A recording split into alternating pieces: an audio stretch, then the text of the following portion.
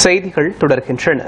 கிருஷ்ணகிரி மாவட்டம் மத்தூர் அருகே சுங்க கட்டணம் செலுத்த மறுத்த கும்பல் 2 ஊழியர்களை தாக்கி கடத்திச் சென்ற சம்பவம் பரபரப்பை ஏற்படுத்தியுள்ளது.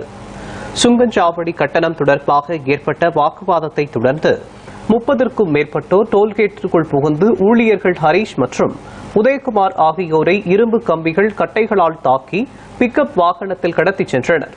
தகவல் அறிந்த மத்தூர் போலீசார் சிசிடிவி காட்சிகளை ஆய்வு செய்து கடத்தப்பட்ட இருவரை மீட்கவும் சம்பவத்தில் தொடர்புடையவர்களை கைது செய்யவும் தனிப்படை அமைத்து தீவிர விசாரணை மேற்கொண்டு வருகின்றனர்.